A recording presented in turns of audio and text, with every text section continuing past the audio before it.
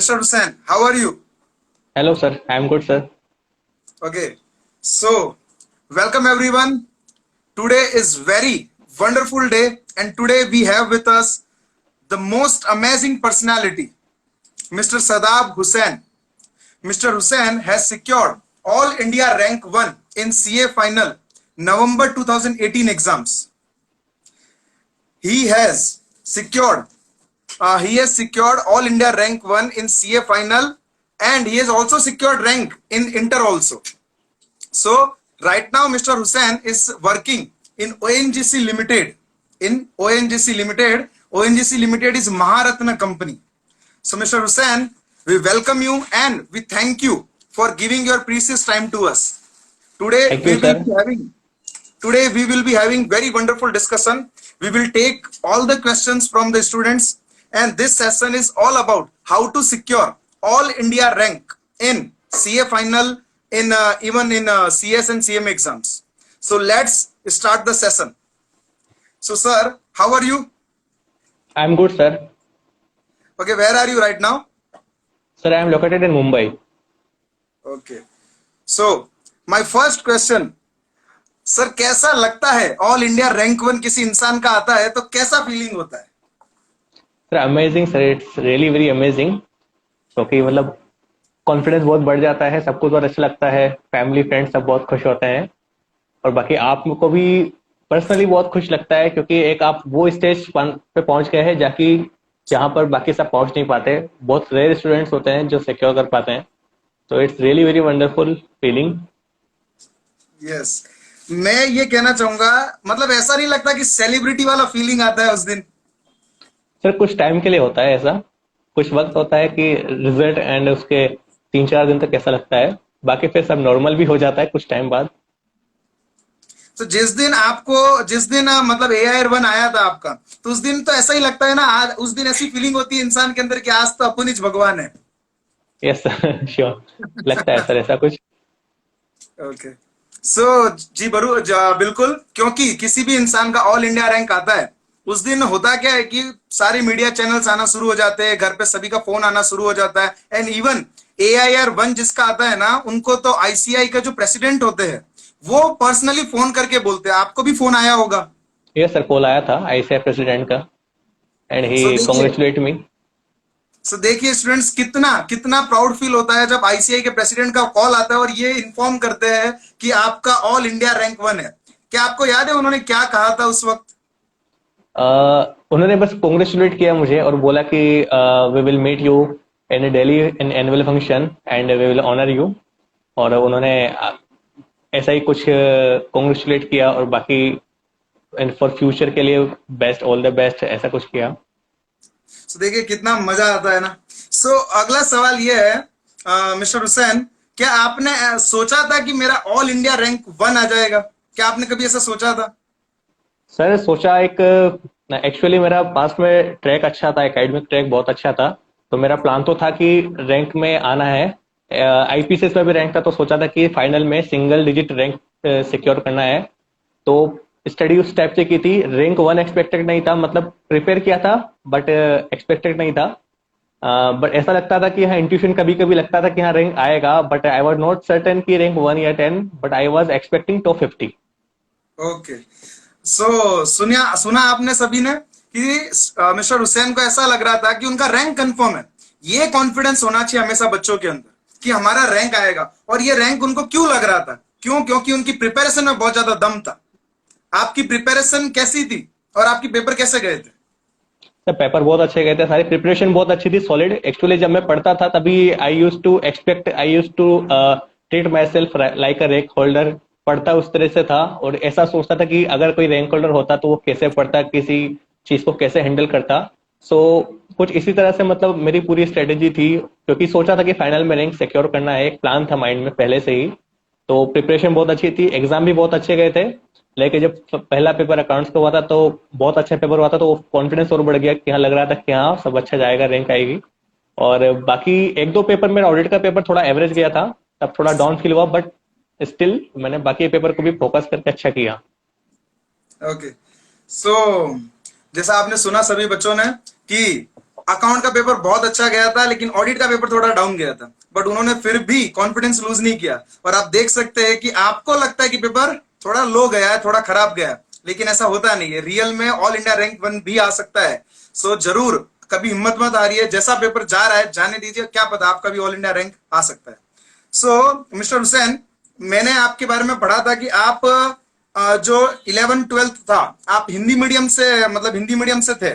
सो क्या yes sir, Hindi मेरा medium matter करता है क्या? सीए में कोई हिंदी मीडियम जैसा कुछ मैटर करता है क्या? सर एक्चुअली मैटर क्या करता है कि आपकी पर्सनालिटी मैटर करती है। अगर आपका मीडियम, जैसे मेरा आईपीसीसी तक हिंदी मीडियम था, बट आईपीसीसी में मुझे ऐसा लगा, क्योंकि जब आर्टिकलशिप के लिए गए तो मार्केट में जो डिमांड होती है वो इंग्लिश मीडियम स्टूडेंट को ज्यादा लोग, ज्यादा फर्म्स उन्हीं प्रेफर करती है।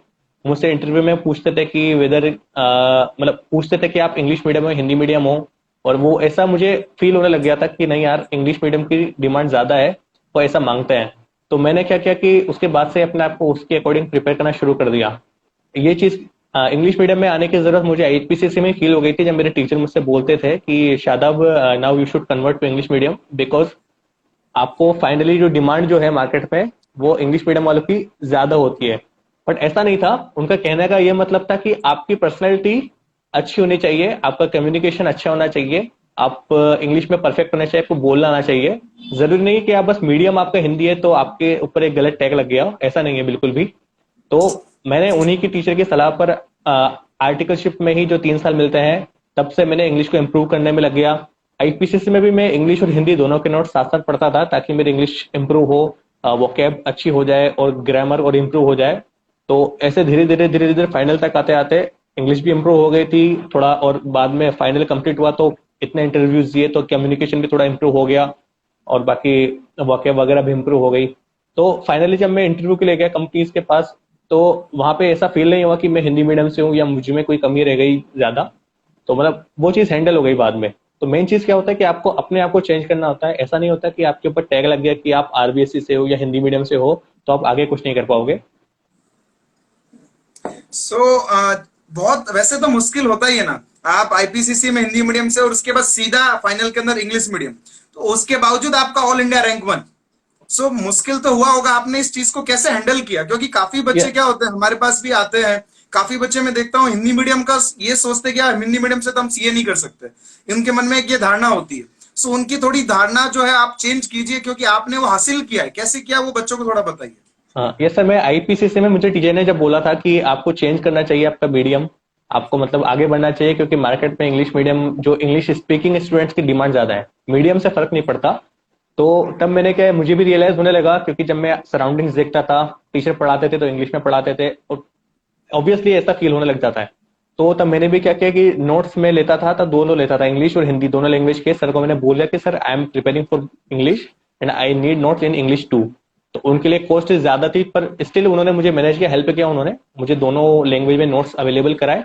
और उसके बाद फिर जैसे कि उससे क्या हुआ कि एक मेरी ग्रामर इंप्रूव हो गई, जो मुझे वर्ड्स वोकैब थे, वोकेबलरी मेरी इंप्रूव हो गई, बढ़ गई, ज्यादा मेरी डिक्शनरी में ज्यादा वर्ड्स थे। और फिर आर्टिकलशिप में भी जैसे जो भी मटेरियल पढ़ता था वो इंग्लिश में पढ़ना स्टार्ट किया, ज्यादा से ज्यादा बुक्स इंग्लिश में पढ़ना शुरू किया। जो बेयर एक्ट होता है इनकम टैक्स का, जीएसटी का, वो पूरा इंग्लिश में पढ़ना स्टार्ट किया। तो उससे क्या है कि लैंग्वेज भी इंप्रूव हो गई, और साथ में जो जैसे कुछ कुछ ऐसे लाइन होती है ना, जैसे not with standing anything contrary, जो हम समझ नहीं पाते जनरली हिंदी मीडियम स्टूडेंट्स, तो उन चीजों का मतलब धीरे धीरे समझना शुरू किया, मेरे बॉस से हेल्प लेकर, अपने कलीग्स की हेल्प लेकर। तो वो सब चीजों से धीरे धीरे इंप्रूव होता गया। और फिर फाइनली जब मेरा बीकॉम में था, बीकॉम को मैंने एक तरह से अपना टेस्ट करने के लिए कि whether I am able to write and communicate in English और नॉट, तो मैंने बीकॉम को बेस बनाया। बीकॉम में सेकेंड और फाइनल ईयर में मैंने इंग्लिश में दिया पेपर, और होपफुली मेरा जो स्कोर था वो बाकी जो मेरे कॉन्वेंट स्कूल के स्टूडेंट्स, कॉन्वेंट फ्रेंड्स थे स्कूल के, उनसे अच्छा रहा, तो कॉन्फिडेंस भी बढ़ गया। तो फिर मैंने सोचा कि फाइनली अब आई एम प्रिपेयर, और फिर इसलिए मैंने फाइनल भी इंग्लिश में किया। बहुत बढ़िया, बहुत बढ़िया, आपने बहुत अच्छा कहा कि बच्चों को जो है अपने अंदर झांकना चाहिए, और मेहनत करते तो डेफिनेटली सब कुछ हासिल हो जाता है। सो अगला सवाल जो बहुत बच्चों के मन में होता है, जो प्रोफेशनल स्टडीज करते हैं, कितने घंटे पढ़ना चाहिए? आप कितने घंटे पढ़ते थे? सर, घंटे का मतलब ये होता है कि किसी का होता है कि कोई ज्यादा इंटेलिजेंट हो सकता है कि वो किसी टॉपिक को 3 घंटे में कवर कर ले, या किस का माइंड ऐसा होता है कि उस टॉपिक को कवर करने में 5 से 6 घंटे ले लेता था।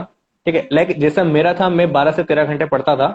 ठीक है, और मेरे जो 6 महीने मुझे ऑफिस से लीव मिली थी एग्जाम्स के लिए, तो मेरी रैंक 1 आई। सेकंड सिद्धांत था जो न्यू सिलेबस में आया था, उसको 5 महीने की लीव मिली थी ऑफिस से, and still he was able to secure rank.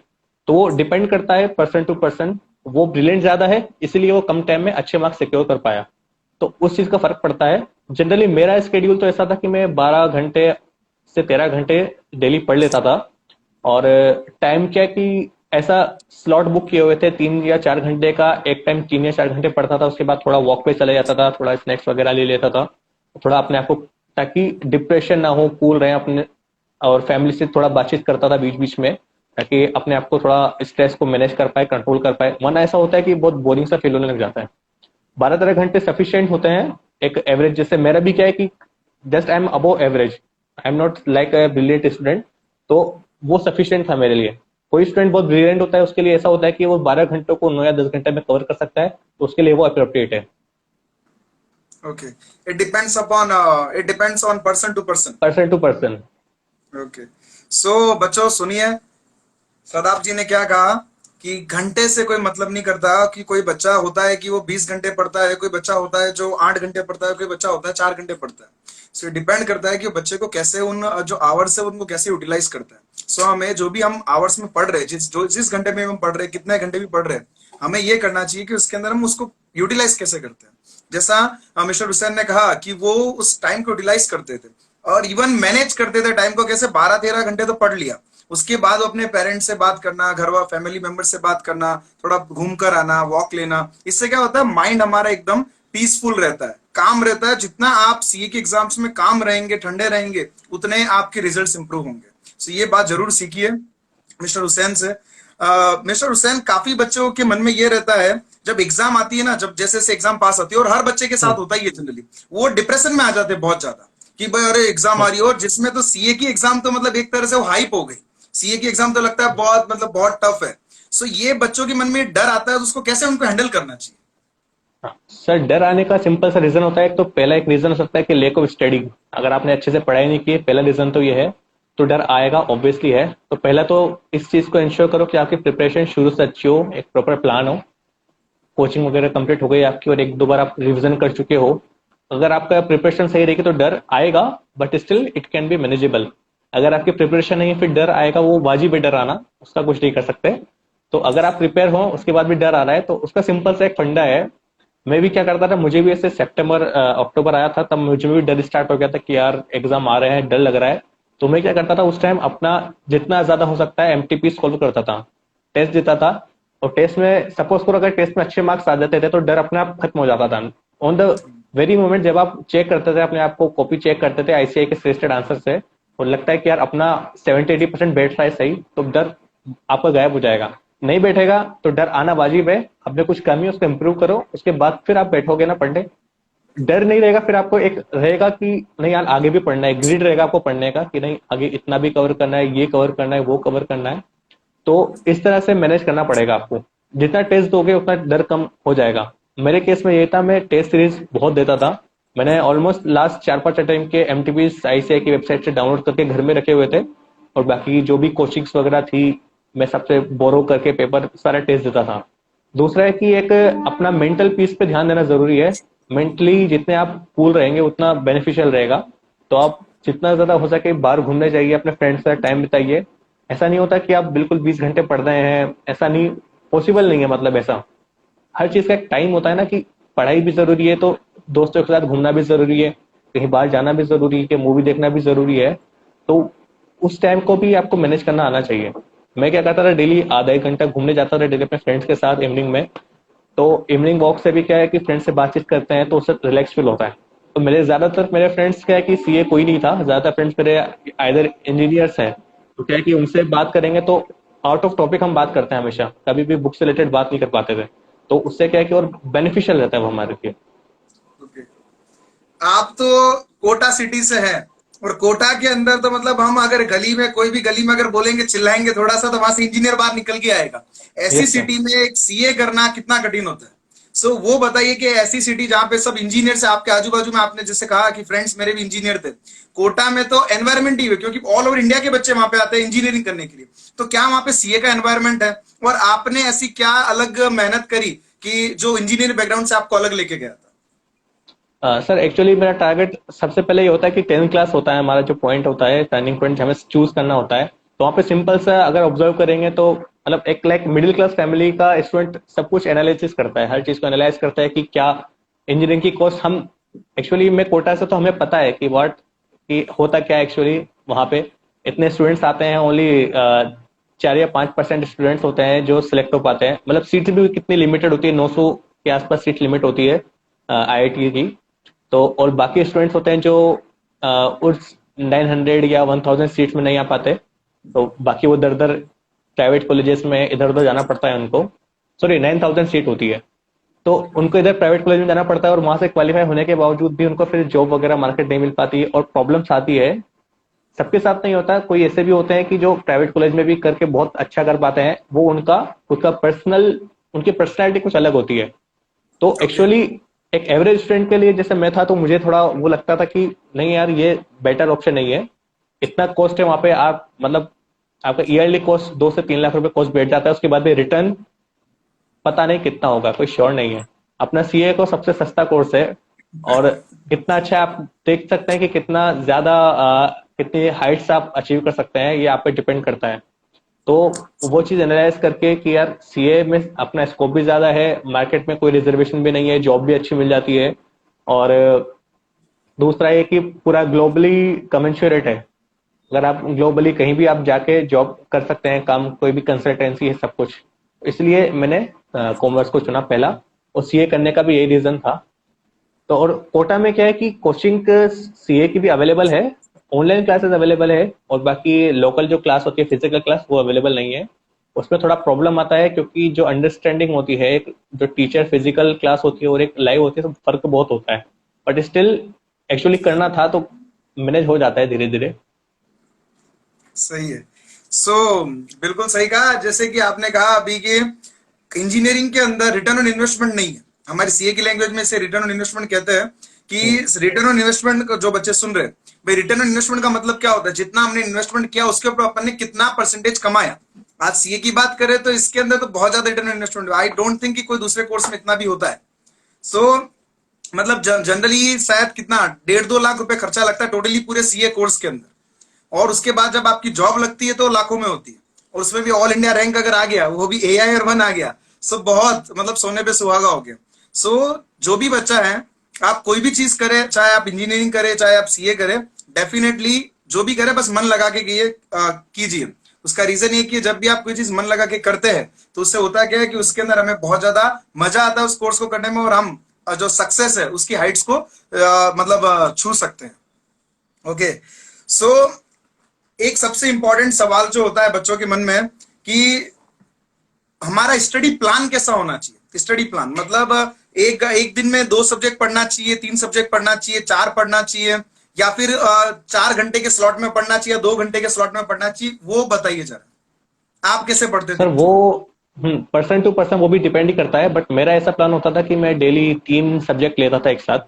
एक दो तो थियोरेटिकल, 2 प्रैक्टिकल और एक थियोरेटिकल, और half an hour audit, DT और लॉ के लिए डेडिकेट था, सेपरेट था वो, क्योंकि डीन को डेली में पढ़ता ही था। क्योंकि ऐसा होता है ना कि ऑडिट और डीटी लॉ में ऐसा होता है, अगर आप एक दिन भी मिस कर देते हैं ना, तो आपको भूल जाते हैं बहुत जल्दी कॉन्सेप्ट। तो क्या करता था मैं, डेली मॉर्निंग में half an hour audit DT और लॉ तो पढ़ता ही था, और बाकी सब्जेक्ट है वो अलग टारगेट चलता था मेरा। और उनको ऐसा करता था, ऐसे दिन में जैसे हमें क्या होता है कि नींद ज्यादा आती है, तो उस टाइम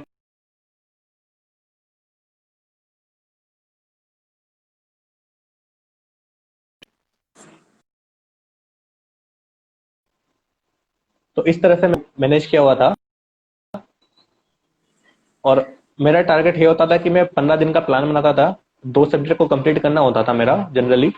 और वो जब 2 सब्जेक्ट कंप्लीट हो जाते थे 15 दिन में, तो नेक्स्ट डे उसका टेस्ट दे देता था, ताकि मुझे पता लग सके कि कहाँ मेरे में डिफिशियंसी है, कहाँ पे कमी है, और इसको इम्प्रूव कर सके। तो इस तरह से मेरा 15 दिन का एक प्लान बनाता था, 2 सब्जेक्ट और 3-3 घंटे का ऐसा स्लॉट बुक करके स्टडी करता था। सो जनरली मतलब आपका रिवीजन कितनी बार हो चुका था कोर्स का? एग्जाम से सर पहले मेरा कितनी 3 बार बार रिवीजन रिवाइज हो हो चुका चुका था था। पर सब्जेक्ट? 3 बार रिवाइज हो चुका था सर। तो 3 बार भी कुछ, लेकिन कुछ सब्जेक्ट जैसे डीटी है, डीटी में आपको पढ़ना पड़ता है ज्यादा। तो डीटी में कोई टॉपिक ऐसा होता है जो 5-6 बार भी पढ़ चुका था, कोई टॉपिक ऐसा होता है जो 1-2 बार पढ़ना होता है। बस जैसे पेनल्टी वाला जो प्रोविजंस है, जो हम याद करना बहुत याद नहीं रख पाते, तो उसको इग्नोर करना पड़ता है। उसको 1-2 बार पढ़ लिया बस सफिशियंट है। बाकी को जैसे पीजीबीबी वाला जो पोर्शन है, जो मेजरली एग्जाम में पूछा जाता है, तो उसको 4-5 बार पढ़ा। तो वो भी ओके, टॉपिक वाइज उसके वेट के अकॉर्डिंग वेरी करता है। ओके। सो जैसा सर ने कहा कि सब पर्सन टू पर्सन वेरी करता है कि 2 घंटे पढ़े 3 घंटे पढ़े। मैं उनका ये रहता था कि उन्होंने रिवाइज जो 3 बार किया। ज्यादातर बच्चे यही गलती करते हैं। इसमें क्या करते हैं, बच्चे रिवाइज करते ही नहीं कोर्स को, एक बार करेंगे और सीधा जाके एग्जाम में लिखेंगे, और वहां पे वो बच्चों का जो रीजन होता है फेल होने का वो यही होता है। कम से कम 3 टाइम, कम से कम 2 टाइम तो रिवीजन होना ही चाहिए सीए जैसे या सीएस जैसे कोर्सेज के अंदर, क्योंकि प्रोफेशनल कोर्सेज है। आप ये सोचेंगे कि हमने एक बार बुक पढ़ लिया उसके बाद हमको पूरा याद हो गया, पॉसिबल नहीं है। जैसा उन्होंने कहा कि डीटी के लिए तो वो खास ध्यान रखते थे, डीटी और ऑडिट, क्योंकि ये तो लॉ है। इसमें होगा क्या, डीटी के अंदर आपको प्रोविजंस याद ही नहीं रहेंगे, बहुत सारी चीजें भूल जाते हैं, तो उसको लास्ट दिन तक इवन रिवाइज करना पड़ता है। ओके, अगला सवाल ये है, हमारी जब एग्जाम होती है, जो कंटिन्यूस पेपर चलते हैं, तब उस उन पेपर्स के दौरान आपकी उस समय स्ट्रेटेजी क्या रहती थी? उस समय आप कैसे पढ़ते थे? जो एक दिन स्ट्रेटेजी आप पूछ रहे हैं कि एक दिन में हाँ, कैसे वन कवर डे करता था। Strategy before exam. हाँ, ओके। तो सर वो उसके लिए क्या कि पहले किन किन कॉन्सेप्ट पे आप ज्यादा फोकस करूंगा, किन से पढ़ कर जाऊंगा। तो मैंने जैसे एग्जाम देकर आया मैं, उसके बाद थोड़ा रेस्ट किया 1-2 घंटा। उसके बाद में वही जो मैंने मार्क किए कॉन्सेप्ट, उन कॉन्सेप्ट को पढ़ना स्टार्ट कर दिया था। टिल द नेक्स्ट डे मैं उन्हीं कॉन्सेप्ट को पूरा कवर करता था। और साथ में कुछ जो ऐसे क्वेश्चंस जो होते हैं जो एक मेजर सम होते हैं, एक मास्टर क्वेश्चन जो होता है जनरल टीचर कराते हैं, जैसे एसएसएम में भी करते हैं, जो सारे कॉन्सेप्ट को कवर कर लेता है, एक बार उन क्वेश्चंस को भी देख लेता था, ताकि क्या है कि अच्छी क्लैरिटी बनी रहे सारे कॉन्सेप्ट की। और जो एग्जाम का डे होता था उस दिन सुबह ओनली आरटीपी को पढ़ता था। मतलब मैं सुबह 10-11 बजे तक पढ़ के फ्री हो जाता था, उसके बाद 2 घंटे पूरा रेस्ट करता था, उसके बाद एग्जाम देने जाता था। ओके। सो काफी बच्चे ये गलती, जैसे अभी आपने मेरे को एक अभी आपने एक पॉइंट कहा कि एग्जाम से 2 घंटे पहले मैं ब्रेक ले लेता था। काफी बच्चों को मैं देखता हूँ, और आपने भी देखा होगा कि जब एग्जाम सेंटर पे जाते हैं तब तक बुक हाथ में वहां भी लेके पढ़ते रहते हैं। रहते हैं। यस सर, तो उससे स्ट्रेस बढ़ता है वो नेसेसरी। सही चीज है या गलत है? सर गलत है सर, वो अननेसेसरी स्ट्रेस बढ़ेगा, दिमाग पे इतना प्रेशर बढ़ जाता है ना, वो उसका कुछ रिजल्ट नहीं आ पाता। बिल्कुल सही है, ये बहुत बहुत ज्यादा बच्चे ये गलती करते हैं, एंड मौके तक पढ़ते रहते हैं। मतलब एग्जाम हाँ है, सर। आधे घंटे बाद वो तब तक बुक लेके ही पढ़े। तो इतना स्ट्रेस लेके काम करोगे ना, तभी कोई चीज हासिल नहीं होनी है। बिल्कुल स्ट्रेस मत लो, जैसा मिस्टर हुसैन ने कहा कि वो 2 घंटे पहले ही छोड़ देते थे, क्योंकि जो हो गया वो हो गया। अब आप हम्म। 2 घंटे में कौन सा कुछ उखाड़ लेने वाले हो? श्योर। बहुत सही है, बहुत सही कहा आपने। और आपकी हॉबीज क्या है? What are your hobbies? Sir मैं बैडमिंटन खेलता हूँ सर इवनिंग में से। मुझे एग्जाम टाइम भी, मतलब इवन एग्जाम डे पे भी, मतलब मैं बैडमिंटन खेलता था। या और एक वॉकिंग है सर, जितना ज्यादा हो सके मतलब वॉकिंग करना और बैडमिंटन खेलना ही सबसे ज्यादा पसंद था। सारे फ्रेंड्स थे हम, तो डेली हम ये किया करते थे ताकि स्ट्रेस भी दूर रहे और थोड़ा सबसे कांटेक्ट भी बना रहे। यहाँ पर एक सवाल आ रहा है, आ, वो पूछ रहे हैं कि सर स्टूडेंट्स को हमेशा डर रहता है कि बोथ ग्रुप्स देंगे तो पक्का फेल हो जाएंगे एंड सिंगल ग्रुप्स देंगे तो पास हो जाएंगे, बट बोथ ग्रुप कैसे दे एंड एआई कैसे स्कोर करे? इसके ऊपर आपका क्या कहना है? हाँ सर, डर तो ऐसा होता है ना सर, डर तो हर चीज का अभी कोरोना हो रहा है तो उसका भी एक डर बैठ गया, होगा नहीं ना तब भी, अगर एक खांसी भी आ गई तो भी डर बैठ जाएगा कि यार कोरोना हो गया। तो डर का तो कोई है इलाज नहीं है। सिंपल है सर, आप जिस लोगों के बीच में रहोगे ना, मुझे भी क्या है, जब मैं आईपीसीसी में था मुझसे बोलते थे कि यार सीए क्यों कर रहे हो यार, फाइनल में पास नहीं हो पाते, फंस जाओगे, बेकार है, बीकॉम करके गवर्नमेंट जॉब की तैयारी करो। ऐसा बहुत लोग होते हैं, नेगेटिव लोगों के साथ रहोगे तो वो वैसी सलाह देंगे। तो आप सबको इग्नोर करो, सब कुछ। आप तो अपने को देखो ना, आपने 10th भी क्लियर कर लिया, 12th भी क्लियर कर लिया, सीपीटी क्लियर कर लिया, आईपीसीसी भी क्लियर कर लिया, तो अब जब सब कुछ क्लियर करते आ रहे हो तो फाइनल भी करोगे, क्यों नहीं करोगे। मेन चीज है कि जो लोग बोलते हैं ना, वो ऐसे लोग होते हैं ना खुद पढ़ते हैं ना दूसरों को पढ़ने देंगे। कुछ होते हैं ऐसे, सभी जगह होते हैं, मेरे साथ भी थे जो बोलते थे कि इवन एक्चुअली होता है क्या है कि 10% रिजल्ट होता है, 90% लोग नहीं हो पाते क्लियर। ठीक है, तो मतलब मेजोरिटी अपने आसपास सराउंडिंग्स में है, हमारे सराउंडिंग्स में नेगेटिविटी है, और नेगेटिविटी हम सबसे पहले कैच करते हैं।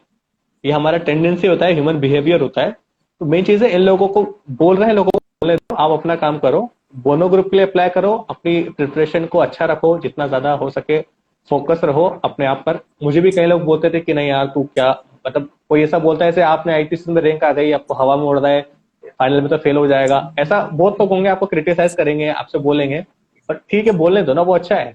अगर आप आपसे बोल रहे हैं कि आप फेल हो जाओगे, तो ये आपके लिए बेटर है कि आप उनकी बात को सीरियसली लो, या आप एक तरह से आपके ऊपर एक वार मान लो उनका, कि उन्होंने आपके अगेंस्ट एक वॉर छेड़ दिया, तो आप उसको तैयारी में लग जाओ उनको जवाब देने के लिए कि नहीं यार अब तो मैं 2 ग्रुप देखकर पास होके ही बताऊंगा।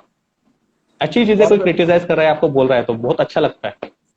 बहुत अच्छा कहा, बहुत अच्छा कहा कि कोई भी इंसान अगर हमें क्रिटिसाइज करता है, कोई भी कहता है, नेगेटिव बोलता है, और ये सेम इंसिडेंट मेरे साथ भी हो चुका है, मेरे साथ भी काफी बार हुआ था कि नेगेटिव बहुत बोलते थे, तो मैं आपकी तरह ही था कि मैं भी उस चीज को जो है पॉजिटिव वे में लेता था एंड उसको हासिल करके दिखाता था। कुछ बच्चे जो इन्होंने कहा सदाब जी ने कि नेगेटिव एनवायरनमेंट आपके बाजू में, वो हमेशा यही बोलेंगे क्योंकि वो तो खुद फेल हुए, तुम्हारा हम्म। मोटिवेशन में डाउन करेंगे। तो उससे क्या होता है, ये जो नेगेटिव मोटिवेशन है ना, इसको भी बल्कि पॉजिटिव मोटिवेशन में कन्वर्ट करो आप, तो रियल में सक्सेस हासिल कर पाओगे। और मिस्टर हुसैन ने यही किया। और जो जिसका सवाल था कि भाई एक ग्रुप दे या 2 ग्रुप दे, देखिए आपकी जैसी प्रिपरेशन आप उस हिसाब से दीजिए, but according to me and according to him, जैसा उनके कहना है कि हमेशा 2 ग्रुप दीजिए, और 2 ग्रुप की पढ़ाई करना अचीवेबल है, आराम से हो सकती है। यस और सर। 2 ग्रुप देंगे तभी हमको रैंक आने वाला है। सो जिनको भी रैंक चाहिए, जिनको भी, क्योंकि टाइम मैनेज होता है, ऑलरेडी बहुत लोग हैं इंडिया के अंदर जो 2 ग्रुप एक साथ देते हैं और ऑल इंडिया रैंक भी हासिल करते हैं, फर्स्ट अटेम्प्ट में भी क्लियर करते हैं। तो आपको हमेशा 2 ग्रुप देना चाहिए, ऐसा मेरा मानना है। स्टिल कुछ बच्चे जिनकी प्रिपरेशन नहीं हुई है एंड मौके तक, तो फिर उनको शायद 1 ग्रुप देना चाहिए। आपका क्या कहना है? हाँ सर, एक्चुअली क्या है कि तैयारी तो स्टार्ट जब आर्टिकलशिप स्टार्ट होती है तो उसके बाद से तैयारी दोनों ग्रुप की करना चाहिए। और जब एग्जाम आता है, जैसे नवंबर अटेम्प्ट है, तो आपको सितंबर तक अपनी हालत पता लग जाएगी कि हम 2 देने के कंडीशन में है या एक ही ग्रुप देना चाहिए। तो उस पॉइंट पे आके एक बार असेस कर लो अपने आप को कि यार कैसा है मेरी सिचुएशन। ऐसा नहीं कि क्लास पेंडिंग पड़ी है सेकंड ग्रुप की, फर्स्ट ग्रुप तो हो गया। उस पॉइंट पे आके आप अपने आप को एसेस करो कि क्या मैं उस हालत में हूँ कि दोनों ग्रुप दे सकता नहीं दे सकता। तब आप चाहो तो एक ग्रुप दे सकते हो। अदरवाइज अगर आप प्लान ही एक ग्रुप का करोगे, सपोज करो मेरा मई अटेम्प्ट है, मैंने एक ग्रुप की तैयारी की, एक ग्रुप की क्लास ली और मैं मई में देने लग गया। ठीक है, तो उसके बाद अब सेकंड ग्रुप आने में 6 महीने बचे हैं, और 6 महीने में आपको 4 सब्जेक्ट कवर भी करना है और उसका रिविजन भी करना है, तो वो बहुत चैलेंजिंग हो जाता है। बेटर है कि आप प्रिपरेशन तो दोनों ग्रुप की करो, उसके बाद एक बार 1 महीना पहले अपने कंडीशन को, 1 डेढ़ महीना पहले एसेस कर लो कि मैं किस स्टेज पे खड़ा हूँ, क्या मैं कर पाऊंगा नहीं कर पाऊंगा। ऐसा नहीं कि बिल्कुल ही अपने आप को डिमोरलाइज कर लिया या बिल्कुल डिप्रेस हो गए कि यार नहीं कर पाऊंगा। बिल्कुल नेगेटिव चीज से दूर रहना पड़ेगा। एक बार बिल्कुल पोलाइटली अपने आप को जज करो कि क्या मैं कर पाऊंगा नहीं कर पाऊंगा। नहीं कर पा रहे तो ठीक है, एक ग्रुप के साथ आगे बढ़ो, नहीं तो ठीक है फिर दोनों ग्रुप के साथ कर सकते हो, वो बेटर है। बेटर तो 2 ग्रुप करना ज्यादा अच्छा है। एक बार झंझट से दूर हो जाओ ना, क्यों बार बार उसको फेस करना। सही है, सही है, बिल्कुल सही है। एक ही बार जो है वो एक ही बार में लड़ लो ना, बार बार रोज रोज क्या लड़ना, मतलब 6 महीने पहले ये लड़ा, फिर 6 महीने दूसरा वार लड़ो। बिल्कुल सही कहा आपने, बहुत सही है।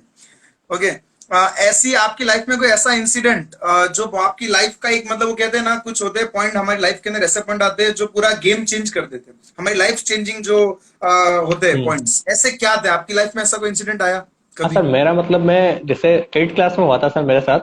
मतलब पहले तो मतलब ऐसा ही होता था, मैं 70 से 75% आके मतलब बिल्कुल नॉर्मल से स्टूडेंट थे, बैक बेंचर्स थे, ऐसे पास हो जाते थे। 8 क्लास में ऐसे हुआ कि कुछ नहीं किया, मतलब फिर भी क्या मेरा एक 92 93% बन गया। तब मुझे रियलाइज हुआ कि यार कुछ नहीं पढ़ रहा हूँ, तब जाके तब भी 92% आ गया मेरा 8 क्लास में। पढ़ लेता तो पता नहीं 100 क्रॉस नहीं कर जाता।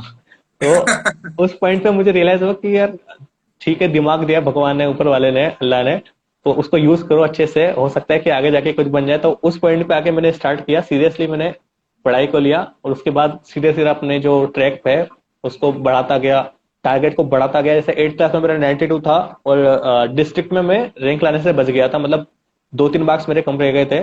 तो सोचा कि 10 क्लास में आके डिस्ट्रिक्ट रैंक लाऊं एटलीस्ट, तो मैंने उसके लिए लग गया। वहां भी मुझे ऐसा हुआ कि मेरे 8-10 नंबर कम रह गए और मैं डिस्ट्रिक्ट रैंक से रह गया। तो फिर मैंने 12th क्लास में ट्राई किया कि 12th क्लास में डिस्ट्रिक्ट में रैंक लाना है, तो तब जाके मेरा अचीव कर पाया, मैं 12th क्लास में रैंक आया, तो थोड़ा सेटिस्फाई हुआ। तब और मेरे टारगेट बढ़ गए। फिर सीपीटी में आया तो मेरे था कि टॉप 10 में आए, सीपीटी में रैंक लाया ऑल इंडिया, पर तब भी सिक्योर नहीं हो पाया, 10 या 12 मार्क्स से मेरा कम रह गया था। फिर आईपीसीएस में वापस टारगेट किया तो आईपीसीएस में आया फाइनल में। फिर तो ऐसा क्या है कि वो जो 8th क्लास का पॉइंट था ना, जब मुझे रियलाइज हुआ कि नहीं यार अपन कुछ कर सकते हैं आगे, अपना दिमाग ठीक है, तो वो एक पॉइंट था जो एक, जिसे हम टर्निंग पॉइंट बोल सकते हैं। ओके, सो आपने मतलब कोशिश नहीं छोड़ी भाई, ये यस नहीं सर, आया तो बिल्कुल नहीं, अगली बार लाऊंगा, ये नहीं आया आगे अगली बार बार ट्राई लाऊंगा। करना है। हाँ, हर बहुत बार अच्छा टारगेट किया, बढ़ेगा ट्राई तो है। ट्राई, सही बात है। जब तक आप कोशिश करते रहेंगे तब तक आपको कोई हरा नहीं सकता। ऐसा कहते हैं कि जब तक आप कोई भी चीज का कोशिश, हार कब होती है? जब आपने उस चीज को छोड़ दिया है। हार कब होगी? जब आपने उस चीज को छोड़ दिया है। कोशिश कर रहा है वो हारा नहीं है वो इंसान, वो तो बल्कि सक्सेस की तरफ जा रहा है। तो जैसा कि मिस्टर हुसैन ने कहा, उनका 10th में थोड़े नंबर से रह गया, फिर 12th में अल्टीमेटली उनको रैंक मिला, 12th में अल्टीमेटली उनको रैंक मिला, फिर सीपीटी में वापस रह गया, फिर आईपीसी में रैंक मिला, और उसके बाद तो फाइनल में तो मतलब तहलका ही मचा दिया, ऑल इंडिया रैंक 1 लेके आ गए। सो बहुत अच्छा लगा ऐसा सुनकर। और बच्चों, इन चीज को मोटिवेशन लीजिए आप। आजकल के जो बच्चे हैं मिस्टर हुसैन, ये मोबाइल के ऊपर बहुत ज्यादा टाइम वेस्ट करते हैं। इनको आप क्या मैसेज देना चाहेंगे और इनको कैसे बोलेंगे कि भैया मोबाइल थोड़ा दूर रख? सर दोनों चीजें डिपेंड करता है, टाइम वेस्ट करना है कि इन्वेस्ट करना है। मेरा क्या है कि ऑडिट मैंने सेल्फ किया था, ठीक है, पर मेरा मोबाइल एक हेल्पिंग हैंड रहा है। मोबाइल से पूरा मैंने ऑडिट के क्या करता था, मैं जितने भी टीचर्स थे, मतलब किसी टीचर को मैंने नहीं छोड़ा पढ़ने में। मैंने असीम त्रिवेदी सर का भी लेक्चर देखा मोबाइल से, सार्थक जैन सर का देखा, और पंकज गर्ग सर, सबके मैं लेक्चर देखता था। तो एक तरह से वो यूटिलाइज हो गया मोबाइल का। दूसरा है कि जो मिस यूटिलाइज है वो है कि सोशल पे एक्टिव रहना ज्यादा। थोड़ा बहुत चलता है, आधा एक घंटा आप दे सकते हो, थोड़ा बनता है कलेक्ट रहना लोगों के साथ, फ्रेंड्स के साथ, बट ज्यादा यूज करना वो बेकार है। तो बेटर है कि देखो, एक बार में फाइनल दे के पास होके हमेशा जिंदगी पड़ी मोबाइल चलाने के लिए, 6 महीना छोड़ दो, क्या बुरा है उसके लिए? जितना सही है। ज्यादा हो सके उसको कट छोड़ो, कम करो। नहीं, 12th के बच्चे को देखता हूँ मैं, 12th हो गए, 10th के बच्चे, मतलब अभी तो मतलब इनकी जिंदगी शुरुआत ही नहीं हुई है, और ये इंस्टाग्राम के ऊपर इतना टाइम वेस्ट करते हैं पूरे दिन। इनको थोड़ा मैसेज दीजिए कि ना भैया, इंस्टाग्राम पे टाइम वेस्ट मत कर, अभी तेरी जिंदगी के आने वाले 4-5 साल बहुत अहम है। इनको थोड़ा मैसेज दीजिए आप। हाँ सर, सिंपली सर यही कहना है कि एक बार जो भी करना है, एक बार में एग्जाम देकर जितनी भी लड़ाई है, एक बार में जितना आप कर सकते हैं लड़ लो। उसके बाद आपके पास एक बार फतह हो गया कोई चीज, फिर आपके पास एंजॉय करने के लिए पूरा लाइफ बचा है। अगर आप एक बार अटेम्प्ट में आपका नवंबर अटेम्प्ट है सपोज करो, भी अगर आप अभी मोबाइल चला रहे हो, थोड़ा गेम में लग जाते हो या सोशल मीडिया पर टाइम वेस्ट कर रहे हो, नवंबर में फिर रह जाओगे, फिर मोबाइल चलाओगे, फिर आप फिर मई में रह जाओगे, ऐसे तो चलता रहेगा। एटलीस्ट 5-6 महीने छोड़ के एटलीस्ट बैठ जाओ, लाइफ पड़ी है सर। नवंबर के बाद मैंने भी एक किया, मैंने मोबाइल नहीं लिया था, मतलब एंड्रॉइड छोटा मोबाइल था, वो मैंने मार्च या अप्रैल तक यूज करता था। उसके बाद भी कभी कभी फ्रेंड से कॉल करने के लिए, कभी कभी सोशल मीडिया पे एक्टिव होता था, कुछ इंटरटेनमेंट के लिए, मीम्स वगैरह देखने के लिए। बाकी तो वो भी 1-2 घंटा, मतलब 1 घंटा कभी बाहर जाता था तब। एक टाइम लिमिट बांधो, अपने आप पे कंट्रोल रखना जरूरी है। जैसे एग्जाम खत्म हुए नवंबर के बाद 2 महीने 3 महीने तक बिल्कुल मोबाइल के साथ लगा रहा, पर मतलब हो गया, मन भर गया था, इतना हो गया था। तो बाद में टाइम है आपके पास, एग्जाम दे दोगे, उसके बाद 2 महीने तक रिजल्ट नहीं आता, दिन भर मोबाइल के साथ रहना, एंजॉय करना। एटलीस्ट एक बार अपना जितना ज्यादा हो सके कि जो भी करना है एक बार में करके निपट जाओ उससे। ओके मिस्टर हुसैन, जो बच्चे पेपर लिखते हैं एग्जाम के अंदर, उनको पेपर कैसे लिखना चाहिए? मतलब पेपर प्रेजेंटेशन के बारे में थोड़ा बताइए, ताकि उनके मार्क्स ज्यादा ज्यादा सिक्योर हो सके।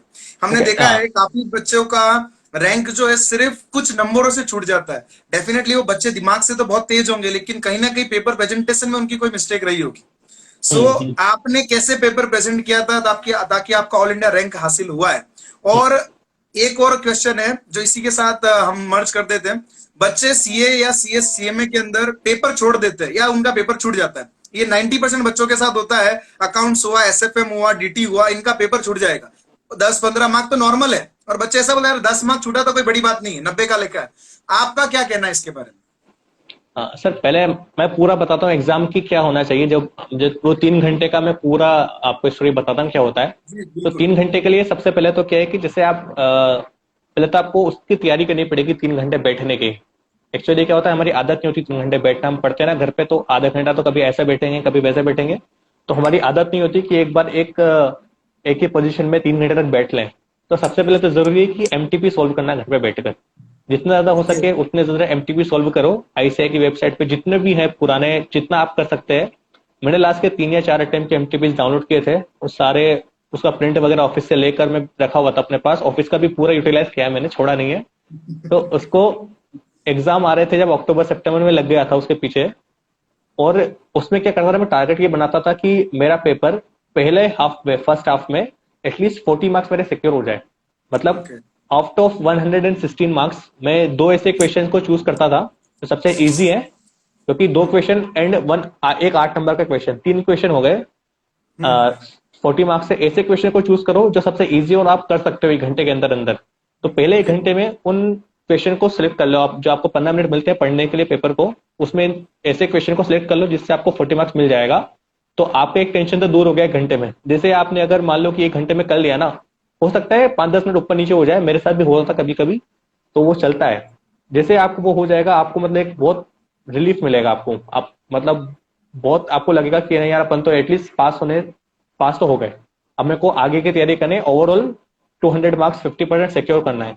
तो नेक्स्ट 1 हाफ आपको 60+ के लिए प्रिपेयर होना पड़ेगा कि यार 1 घंटा मैंने पास हो गया, 40 मार्क्स हो गए, अब नेक्स्ट घंटे में मुझे एटलीस्ट 30 मार्क्स मुझे, या 30 या 25 मार्क्स मुझे सिक्योर करना है। तो ऐसे प्लान करना पड़ेगा। तो जो थोड़े ऐसे क्वेश्चन जो आप कर सकते हो उसको करो, और नेक्स्ट हाफ में आपको करना पड़ेगा रेस्ट रिमेनिंग जो क्वेश्चन है, ताकि आपका पूरा पेपर अचीव हो।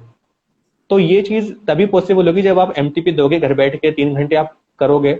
और घर पे जब बैठते हैं, जब एमटीपी करते हैं, तब तो टारगेट मेरा और भी ज्यादा बड़ा हो जाता। मैं ट्राई करता था कि 2 घंटा 45 मिनट में, 2 आवर्स एंड 45 मिनट्स में पूरा पेपर कवर हो जाए। और वो हो भी जाता था कई बार, कभी लगता था ज्यादा होता था, तो ठीक है चलता है वो कभी कभी। तो अगर आप प्रिपेयर करेंगे पहले अपने आप को कि यार पूरा पेपर करना है 2 घंटे 45 मिनट में, तो डेफिनेटली आप एग्जाम में कर पाओगे। मेरे भी सारे पेपर ऑलमोस्ट 20 या 25 मिनट पहले खत्म हो गए थे। सारी मैं चेक कर लेता था कॉपी को 2 बार, ऐसा होता था। तो पहले तो आपको एमटीपी के प्रिपेयर करना पड़ेगा अपने आप को। दूसरी चीज है कि ये बोलते हैं कि नहीं 80-70% पेपर कंप्लीट कर लें, तो भाई ऐसा नहीं करना। अपन को 116 नंबर का पेपर आना चाहिए। सिंपल सा फंडा है। 116 का आएगा तब आपको 60-70 मार्क्स मिलेंगे। अगर 100 का आएगा तो आपको मिलेंगे 50-60, 70 का आएगा तो मिलेंगे 30 से 40। सिंपल सा फंडा ही चलता है। दूसरा है कि फोकस सब्जेक्ट वाइज करना पड़ेगा। अपना जो फेल होने की जो सीक्वेंस है ना, फाइनल में फेल कैसे होते हैं स्टूडेंट, सबसे पहले ऑडिट में फेल होता है, फिर डीटी में फेल होता है, फिर आईटी में फेल होता है जो पहले इसका में होता था, इसका ठीक है, उसके बाद लॉ में फेल होता है। ठीक है, ये सीक्वेंस चलता है फेल होने का। क्यों? क्योंकि इस चीजों में हम टेस्ट देते ही नहीं है बिल्कुल भी। हम टेस्ट देते हैं, अकाउंट का टेस्ट दे देंगे, एसएफएम का दे देंगे, कॉस्टिंग का दे देंगे, इनमें सब पास होते हैं। ठीक है, तो वो सीक्वेंस बदलना पड़ेगा आपको। टेस्ट पहले देना पड़ेगा ऑडिट का, उसके बाद लॉ का, डीटी का, आईडीटी का, थ्योरी सब्जेक्ट को भी साथ में लेना पड़ेगा। तो आपका पेपर छूटने से भी बचेगा और आपका मतलब मार्क्स भी अच्छे सिक्योर कर पाओगे। नहीं, आपने बहुत अच्छी बात बोली है। बच्चे एमटीपी ही मिस करते हैं, और ये यस एमटीपी सर। बहुत ज्यादा इंपॉर्टेंट होता है। सर काफी सिंपल सा, बच्चे सा हाँ, सिंपल सा ये फॉर्मूला है कि 10% लोग एमटीपी देते हैं ना, इसीलिए 90% लोग फेल होते हैं। बिल्कुल सही जब है। ये जब ये रेशियो 10 से 15 हो जाएगा तो रिजल्ट भी 15% ही आने लग जाएगा। बहुत सही कहा, बहुत सही कहा आपने। 10% ही लोग एमटीपी देते हैं और वो 10% ही पास होते हैं। 90% एमटीपी नहीं देते इसलिए वो फेल होते हैं। सिंपल उन्होंने फंडा समझा दिया कि 10% इसीलिए होते हैं क्योंकि वो एमटीपी दे रहे हैं। इसका मतलब मॉक टेस्ट पेपर इतना इंपॉर्टेंट है पास होने के लिए। और एक जो चीज मेरे को आपकी बहुत अच्छी लगी, जो आपने पॉइंट हमको बताया कि 116 मार्क का पेपर अगर तुमको आएगा तो तुमको 60-65 मार्क 70 मार्क आएंगे। अगर तुम 100 मार्क का सोच के चल रहे हो कि भाई हम तो 100 मार्क का पेपर आना चाहिए, तो तुम्हारे फिर पेपर में 50 के आसपास ही आएंगे। और हम 50 सोच रहे तो जरूरी नहीं कि 50 आएगा, हो सकता है नीचे चला जाए, क्रिकेट में मर जाएगा इंसान। और कुछ बच्चे हम 80 मार्क का पेपर अटेंड करके आएंगे, उनके दिमाग में फिक्स है कि हमको 80 का ही आना चाहिए। तो 80 का सोचोगे ना, तो मिस्टर हुसैन ने क्या कहा, 30 से 35 से 40 लास्ट में लास्ट आएगा तुम्हारा। ठीक है, 80 का सोच रहे हो तो बिल्कुल सही कहा। 116 की तैयारी होनी चाहिए, 116 की। मतलब एक भी क्वेश्चन पेपर में ऐसा नहीं होना चाहिए जो तुम्हें नहीं आना चाहिए, तब रैंक आता है, तब सीए बनता है इंसान फर्स्ट अटेम्प्ट में। बिल्कुल बहुत अच्छा बोला। और एक पॉइंट मेरे को आपको बहुत अच्छा लगा जो आपने कहा कि 40 मार्क की तैयारी आप 1 घंटे में कर लेते थे। मतलब 40 मार्क का पेपर जो है आप 1 घंटे के अंदर हासिल कर देते थे। उससे क्या एक अंदर सेटिस्फेक्शन हो गया, अरे अभी तो 2 घंटा पड़ा, पास तो हो चुका हूं। और अगला जो 1 घंटा होता था, मिस्टर हुसैन ने जैसा कहा कि वो एग्जाम्पल लाने की कोशिश करते थे यहाँ पर रैंक नहीं सोचा, यहाँ पर सोचा एग्जाम्सन आ जाए उस सब्जेक्ट के अंदर। तो उस 1 घंटे में उन्होंने ये सोचा, और अगला जो 1 घंटा लास्ट में उन्होंने कहा कि अगले 1 घंटे के अंदर कुछ ऐसे 10-12 मार्क और जुड़ जाए जिससे मेरा रैंक आ जाए, क्योंकि रैंक जनरली 70-75% के आसपास ऑल इंडिया रैंक हमारा बन जाता है। सो यस ये प्रिपरेशन होनी चाहिए सारे बच्चों की। बहुत अच्छा, एमटीपी दीजिए।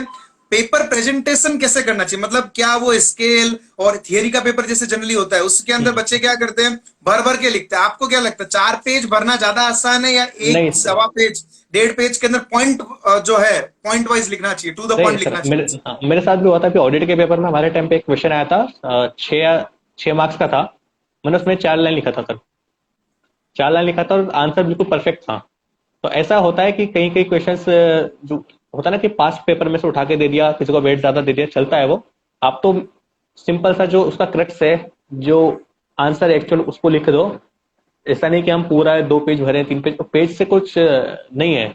इंस्टीट्यूट आपका चेक करना चाहता है कि आपका पता है या नहीं पता उसका आंसर। उससे वो ये मतलब नहीं है कि आपने 1 पेज भरा है, 2 पेज भरा है। आप जो भी कीवर्ड्स हैं उसको अपने आंसर में डिपिक्ट कीजिए। उससे नहीं फर्क पड़ेगा कि आपने 4 लाइन लिखे, 5 लाइन लिखे। मैंने खुद ने कुछ भी ऐसा नहीं लिखा कि जो रिलेवेंट नहीं हो, क्योंकि उससे कुछ फायदा नहीं। जो आपको कॉपी चेकर होगा फ्रस्ट्रेट हो जाएगा, उल्टा आपके मार्क्स काट देगा। मतलब ऐसा होना चाहिए कि आपका प्रेजेंटेशन कि आप भी खुश रहो, सामने वाला भी खुश हो जाए। कुछ लैंग्वेज ऐसी लिखो अपनी नोटबुक में। दूसरा है कि प्रेजेंटेशन क्या है कि जैसे जितना ज्यादा हो सके पॉसिबल कि आईसीआई का प्रेजेंटेशन के साथ ही अपने आप को मैच करें, क्योंकि आईसीआई जब सजेस्टेड आंसर देता है अपने जो कॉपी चेकर को, तो वो लगभग उसी, क्योंकि बहुत से क्या होते हैं, ज्यादातर जो लोग कॉपी चेक करते हैं वो होते हैं कि 50-65 प्लस की एज के लोग होते हैं, जो प्रोफेसर होते हैं कॉलेजेस के। उन लोगों को क्या थोड़े ट्रेडिशनल होते हैं, वो चाहते हैं कि नहीं यार सेम है चीजें मिल जाए। तो ये सिंपल सी चीजें, इसको थोड़ा दिमाग में रखना चाहिए कि, और उसके अकॉर्डिंग आईसीआई का जितना ज्यादा हो सके थोड़ा उसके साथ प्रेजेंटेशन मैच करने की कोशिश करें। डिट्टो प्रेजेंटेशन कोई मैच कर नहीं सकता, तो पॉसिबल भी नहीं है, पर थोड़ा कोशिश करें। और बाकी थ्योरी सब्जेक्ट्स में बुलेट पॉइंट लिखना भी बेटर ऑप्शन होता है। उससे क्या कि प्रेजेंटेशन क्या है कि थोड़ा अच्छा लगता है दिखने में। एग्जामिनर जो कॉपी चेकर होता है वो भी खुश हो जाता है। और लैंग्वेज, बहुत से लोगों को ये डाउट होता है कि जो लैंग्वेज है जैसे लॉ या ऑडिट में जो आईसीआई की लैंग्वेज है, सेम लैंग्वेज यूज करना जरूरी है नहीं है। तो ऐसा कुछ नहीं होता। मेन चीज क्या है कि आपको जो कोई भी सेक्शन हो या प्रोविजन हुआ उसका क्रक्स पता होना चाहिए, उसका नब्ज पता होनी चाहिए कि यार इसके पीछे ये रीजन है आईसीआई का। वो रीजन भी अगर आपने लिख दिया ना तो भी आपको अच्छे मार्क्स मिल जाएगा। ऐसा जरूरी नहीं कि आप वर्ड टू वर्ड हर चीज को मैच करो। जैसे आईसीआई ने लिखा है कि notwithstanding anything contrary to the section, तो ऐसा जरूरी नहीं है कि आप वो भी लिखो। आप लिख सकते हो अगर आपको पता है, याद है तो। अदरवाइज आप सिंपली जो उसका मीनिंग है जो अपनी लैंग्वेज में, मैंने भी जितना भी लॉ या ऑडिट का पेपर है सारा अपनी लैंग्वेज, क्योंकि पॉसिबल नहीं होता सर कि इतना सारा मटेरियल है कि आप हर चीज को आईसीआई की लैंग्वेज में याद कर सको। हमें जो कॉन्सेप्ट है वो याद रह जाए बहुत बड़ी बात होती है। तो जो भी कॉन्सेप्ट है उसको अपने लैंग्वेज में ड्राफ्ट करके, इसका क्या है कि आर्टिकलशिप का बहुत बड़ा रोल होता है इस जगह पे। जब आप, जैसे कि मैं ऑफिस में था तो मैं इनकम टैक्स के रिप्लाईज बनाता था, तो मुझे क्या है कि जो ऑफिशियल जो लैंग्वेज लिखना था ना वो थोड़ा सीख गया था मैं ऑफिस में मेरे बॉस के साथ, तो उसका बहुत बेनिफिट मिला। तो इसी की वजह से मैं जैसे लॉ या ऑडिट का पेपर था उसमें मेरी लैंग्वेज काफी अच्छी मैंने ड्राफ्ट करके लिखा था, और इसी की वजह से मार्क्स भी अच्छे आए थे। ओके। सो मतलब आपके हिसाब से टू द पॉइंट लिखो, ज्यादा ऐसा पूरा भर भर के लिखना जरूरी नहीं, बिल्कुल भी to yes the sir, point बिल्कुल आंसर भी। होना चाहिए। और यस जैसा सर। अभी कहा मिस्टर हुसैन ने कि जो चेकर होता है ना बल्कि फ्रस्ट्रेट हो जाता है जब आप ज्यादा भर भर के लिखते हो ना, चेकर फ्रस्ट्रेट हो जाता है और बल्कि मार्क काट देता है। सो बिल्कुल नहीं लिखना चाहिए ज्यादा। और एक बच्चे का सवाल है कि हमें पैराग्राफ फॉर्म में लिखना चाहिए या पॉइंट वाइज फॉर्म में लिखना चाहिए? सर वो पॉइंट वाइज चलेंगे तो ज्यादा बेटर लगता है, क्या प्रेजेंटेशन अच्छा लगता है।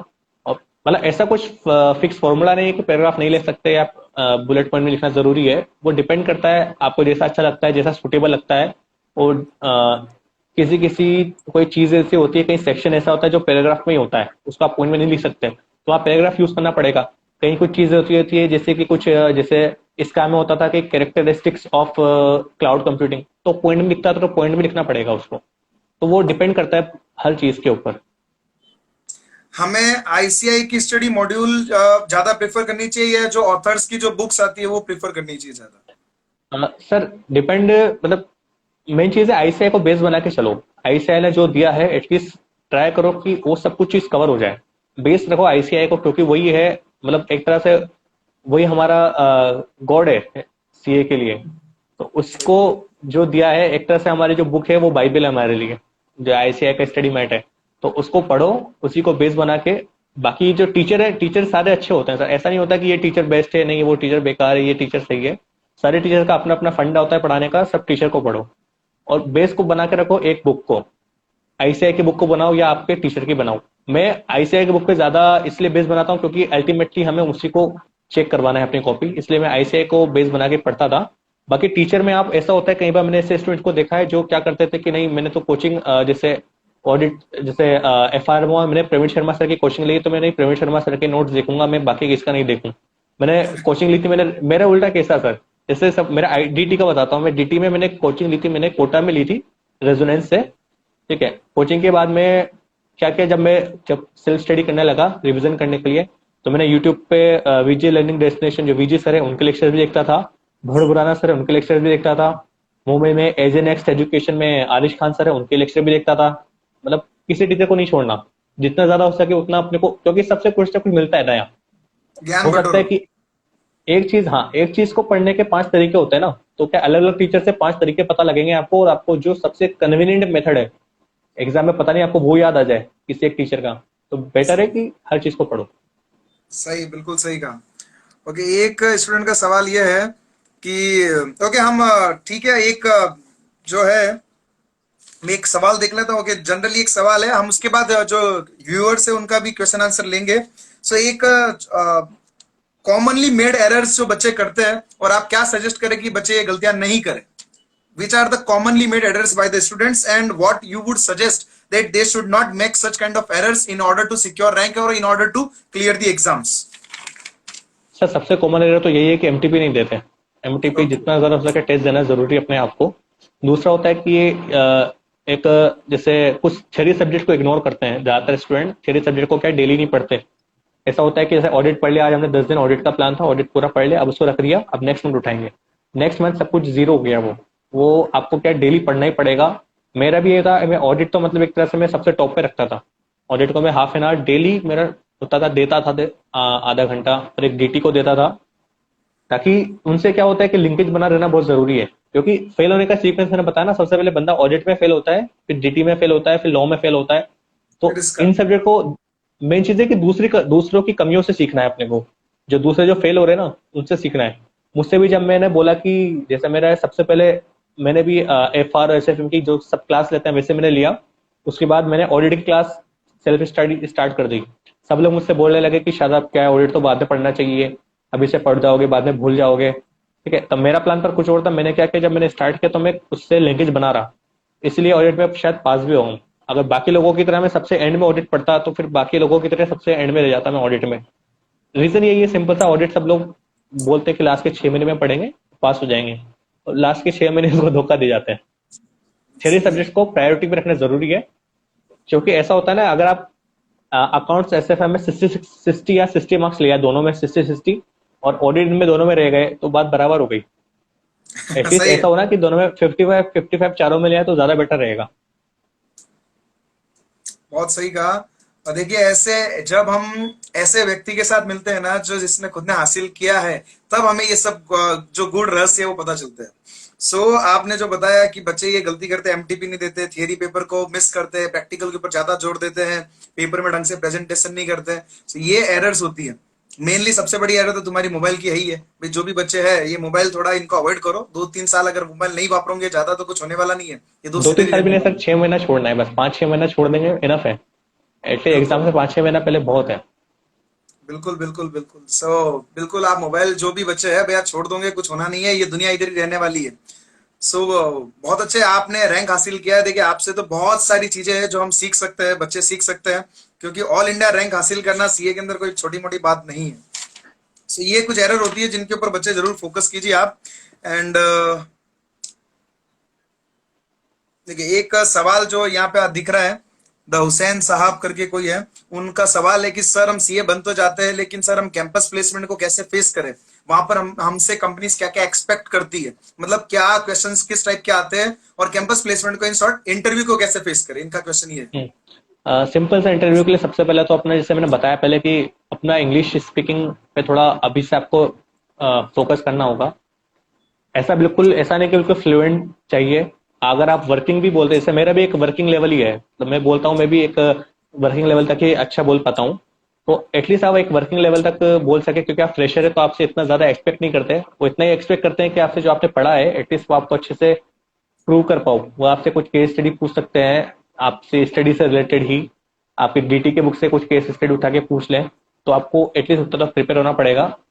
एक्चुअली होता क्या है कि जैसे आपके रिजल्ट आ गया, आप पास हो गए, तो वो खुशी होती है ना, वो सर 8-10 दिन की होती है। उसके बाद इंटरव्यू का टेंशन स्टार्ट हो जाता है। हर सभी के साथ ऐसा होता है, जब पास होने के बाद तो 20 दिन होता है ना, तो आपको ऐसा लगता है कि एक और अटेम्प्ट लग गया। मुझे भी ऐसा लगने लगा था कि ऐसा लग रहा है, जब मैं इंटरव्यू के लिए प्रिपेयर हो रहा था, 3 मार्च को मेरा इंटरव्यू था, मैंने 15 फेब से स्टार्ट कर दिया था फिर से पढ़ना सारी बुक्स वगैरह। तो ऐसा लगता है कि एक और अटेम्प्ट लग गया। तो आपको मेनली जो मार्केट में है वो इंडिया से रिलेटेड क्वेश्चंस पूछते हैं आपसे जब इंटरव्यू में जाते हैं। आपका जो कम्युनिकेशन है वो देखते हैं। आप जो भी लैंग्वेज बोलते हो, हिंदी बोलते हो, इंग्लिश बोलते हो, इंग्लिश को आपको रीजनेबली आना चाहिए कि वो जो बोल रहा है वो आप समझ सको और आप उसका रिप्लाई दे सको। अगर आप हिंदी में बोलना ज्यादा प्रेफर करते हैं तो आप वो भी बोल सकते हैं, ऐसा जरूरी कोई टैग नहीं है कि आपको बस इंग्लिश ही बोलना है। दूसरी चीज होता है कि वहां पे आपका जो सॉफ्ट स्किल्स पे ज्यादा ध्यान देते हैं, और आपका जैसे अदर को करिकुलम एक्टिविटीज जो है आपकी उस पर ध्यान देते हैं। और बाकी आपका एक फ्रेशर जो होते हैं तो उनसे एक्सपीरियंस ज्यादा होता नहीं है, तो उनसे इतना ज्यादा एक्सपेक्ट नहीं करते कि आप हर सब्जेक्ट का बिल्कुल परफेक्ट आंसर दो। अब बिल्कुल इंटरव्यू बिल्कुल नॉर्मल होता है, वो डरा देते हैं सर। एक्चुअली वो ही होता है ना सर कि ज्यादातर लोग नहीं हो पाते सिलेक्ट, तो डरा देते हैं। वो पहले से मार्केट में ये बोल देते हैं कि नहीं, इंटरव्यू में सिलेक्ट ही नहीं हो पाते हैं, ऐसा होता है। सही है। और दूसरी चीज ये है कि सबसे ज्यादा इंपॉर्टेंट जो मैं बोलता हूँ कि पहले आपको जो रिक्रूटर जो है जितने भी हुए, उन सबकी प्रोफाइल को पहले अच्छे से एनालाइज कर लो। एक्चुअली होता है कि इंटरव्यू का प्रोसेस पहले कंपनी आपको शॉर्टलिस्ट करती है, देन आप उस पर कंसेंट देते हो। जितनी भी कंपनीज है सबकी प्रोफाइल को अच्छे से पढ़ लो, वो क्या बिजनेस करती है, किस चीज में डील करती है। जैसे कि अगर आप किसी ऐसी कंपनी में जा रहे हो जो इन्वेस्टमेंट वगैरह को मैनेज करती है, तो आप श्योर हो जाओ कि आपसे एसएफएम से रिलेटेड सारे क्वेश्चन पूछेंगे वो। कैपिटल बजटिंग मुझसे भी पूछा था, क्योंकि हमारी फाइनेंस की प्रोफाइल थी, तो एसएफएम से रिलेटेड क्वेश्चन पूछते हैं। आपकी प्रोफाइल अगर डायरेक्ट टैक्स की है, अगर आप किसी एडवाइजरी से बिग फोर में जा रहे हैं, वहां पे अगर आपको टैक्स, तो ऑब्वियस है कि वो उसी से रिलेटेड क्वेश्चन पूछेंगे। तो आपसे सिंपली जो आपने पढ़ा है ना, आपके फाइनल में बुक्स वही क्वेश्चन पूछे जाते हैं, क्योंकि आप फ्रेशर हो, आप में एक्सपीरियंस नहीं है कि आप उनको अपना बता सको। आपको फाइनल सीए बनने के बाद आपका जो ट्रैक रिकॉर्ड है, आपका एकेडमिक रिकॉर्ड है, उसके बेसिस पे आपको जज करते हैं। सीए बनने के 2-3 साल बाद वो आपका भूल जाते हैं, आपका क्या ट्रैक रिकॉर्ड, आपका क्या एकेडमिक रिकॉर्ड था। उसके बाद आपसे जरूर एक्सपेक्ट करेंगे, जैसे आज मुझसे ये लोग एक्सपेक्ट करेंगे कि आपका क्या एक्सपीरियंस है, आपने क्या सीखा 1 साल में। वो रैंकर को अब तवज्जो वो नहीं देंगे, रैंक, सिंपल है। हाँ रैंक भूल जाएंगे। तो वही है। तो उस टाइम पे आपसे ज्यादा नहीं है, बस आपका कम्युनिकेशन थोड़ा अच्छा रखे, और जो आपने पढ़ा है उसको आपको प्रेजेंट करना आना चाहिए सामने, जब इंटरव्यू से रिलेटेड कुछ भी क्वेश्चन पूछता है। Okay. Okay, so now we will ask you some rapid fire questions जो आपको ऑन द स्पॉट उसका जवाब देना है कैसा? विद इन सेकंड्स, ठीक है? कैसा? सो हमारा पहला सवाल है कि जैसे कि आप कोटा और मुंबई दोनों जगह रहते हैं, सो बताइए कोटा और मुंबई दोनों में से कोई एक जगह चुननी है तो कौन सी? सर कोटा है, सुनूंगा सर। ओके। होम टाउन है फेवरेट सर फूड? बिल्कुल। Favourite food biryani. Okay. Your inspiration, your role model? My dad. Okay. अभी फेवरेट मूवी कौन सी है? दिल चाहता है। दिल चाहता है। बिल्कुल सही। सो लास्ट वेब सीरीज जो आपने अभी रिसेंटली कंप्लीट करी है, हॉली मतलब English and Indian? Sacred Games. Sacred Games अभी कंप्लीट करी आपने? सर बहुत मतलब टाइम हो गया, उसके बाद देखा नहीं मैंने, जब सेकंड सीजन आया था उसके बाद मैंने देखा नहीं। ओके। आप अगर आपको कोई फॉरेन डेस्टिनेशन घूमने जाना है तो आपका फेवरेट प्लेस कौन सा है? सर इंडिया ही रहेगा वैसे, बाहर जाता ऑस्ट्रेलिया। ओके। बाहर गए तो ऑस्ट्रेलिया, ठीक है। अगला सवाल ये है कि अगर किसी बॉलीवुड सेलिब्रिटी से आपको मिलने का मौका मिले तो आप कौन सी बॉलीवुड सेलिब्रिटी के साथ मिलना चाहेंगे? Ranbir Kapoor. Sorry? Ranbir Kapoor. Ranbir Kapoor, okay. Okay, so आज बॉलीवुड सेलिब्रिटी से याद आया कि आज जो बहुत ही दुखद न्यूज हमारे सामने आज आई है, सुशांत सिंह राजपूत, इन्होंने जिन्होंने सुसाइड कर लिया है। बहुत ही अच्छे एक्टर थे, उम्दा एक्टर थे। हम उनके लिए 5 सेकंड के लिए मौन धारण करेंगे ताकि उनकी आत्मा को शांति मिल सके।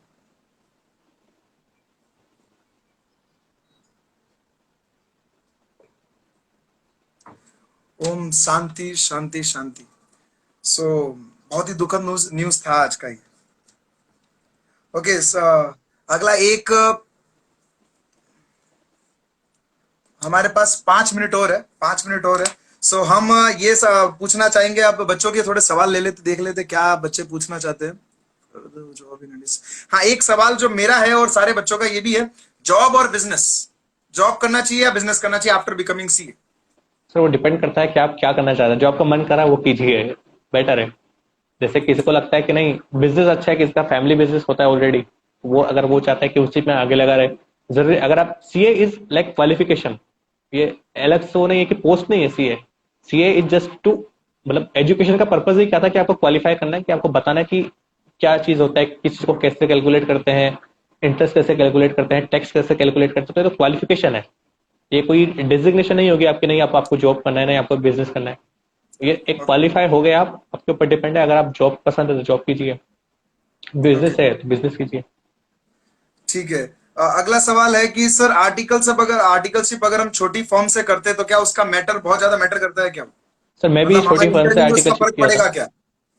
सर मैंने भी छोटी फर्म से आर्टिकलशिप की है, मिड साइज फर्म था हमारे फोटा में, होम टाउन में। तो ऐसा कोई फर्क नहीं पड़ता। एक्चुअली होता क्या है कि जो कोई कोई कंपनीज ऐसी होती है जिनकी रिक्वायरमेंट होती है कि बिग फोर प्लस रैंक, वो ओके, ऐसी कंपनीज भी होती है जो जिसने मुझे भी बोला कि नहीं सर आप you are not from Big Four, so we won't shortlist you. ऐसा भी होता है, कहीं की कंपनीज की पॉलिसीज ऐसी होती है, तो उसका कुछ नहीं कर सकते। बाकी मिड साइज फर्म का ऐसा नहीं होता। मिड साइज फर्म में मैंने भी काम किया है, हमारा बेनिफिट भी होता है कि हम सब कुछ सीख पाते हैं।